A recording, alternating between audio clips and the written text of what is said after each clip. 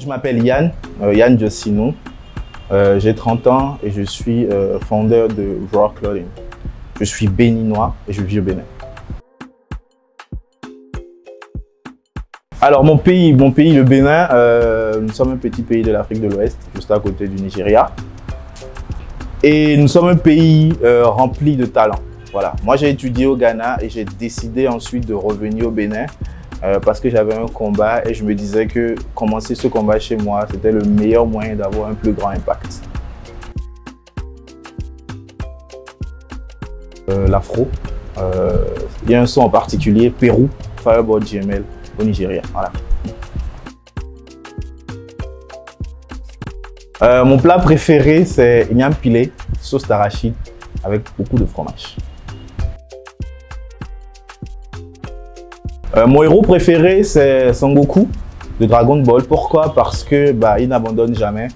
Même quand il perd, il prend du recul, il s'entraîne et il revient plus fort.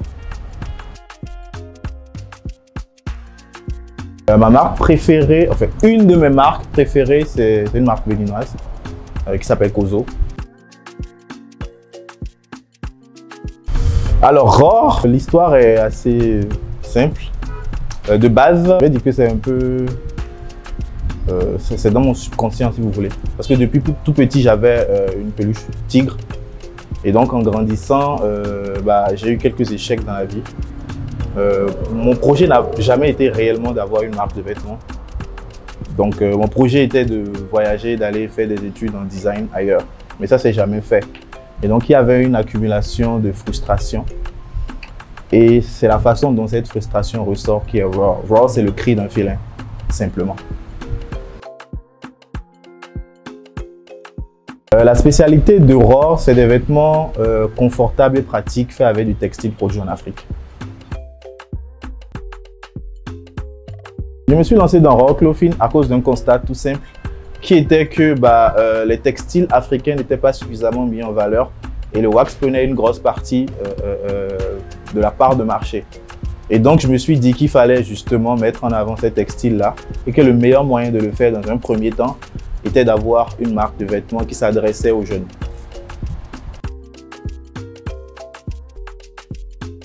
Avec combien de personnes on travaille aujourd'hui? Je pense qu'on travaille aujourd'hui avec un peu plus d'une vingtaine de collaborateurs en tout. Alors, Safari Textile, c'est la suite logique de Raw Clothing. Comme je disais tout à l'heure, la vision globale, c'était de montrer toute la diversité textile du continent. Et donc, Safari, c'est une entreprise textile qui crée et fabrique du textile produit sur le continent avec du coton africain. Mes premières difficultés, et elles le sont jusqu'à aujourd'hui, c'est que, je vais le dire tout cru, les gens n'en ont pas grand chose à foutre de mon combat. Donc, les gens veulent de beaux vêtements. C'est aussi simple que ça. Ensuite vient le côté pédagogie où vous pouvez potentiellement impacter les gens. Mais ça, c'est juste secondaire. Je lui dirais, ça prend du temps. Sois patient. Fais des erreurs. Apprends et grandis.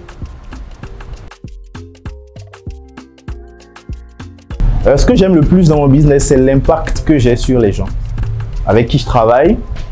L'impact sur les gens par la pédagogie, c'est-à-dire l'instruction qu'on leur apporte sur tout ce qui est valeur textile. Et enfin, la satisfaction personnelle que je peux ressentir. Alors, Anka m'a apporté un certain nombre de choses, parce qu'Anka, c'est plusieurs services différents. Anka m'a permis, entre autres avec Africrea, de pouvoir toucher plus de monde. Anka m'a permis, avec le paiement direct, de pouvoir recevoir plus facilement des paiements. Alors, c'est assez 50-50, je dirais, Africrea et les paiements directs et la livraison.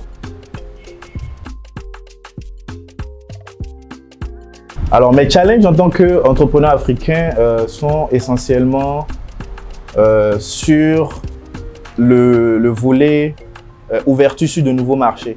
C'est-à-dire comment est-ce qu'on fait pour que nos produits soient vus par le plus grand nombre de personnes possible. Plus de personnes verront ce qu'on fait et plus grand on aura de clients. créez un compte tout de suite. Merci pour l'opportunité que Anka nous offre.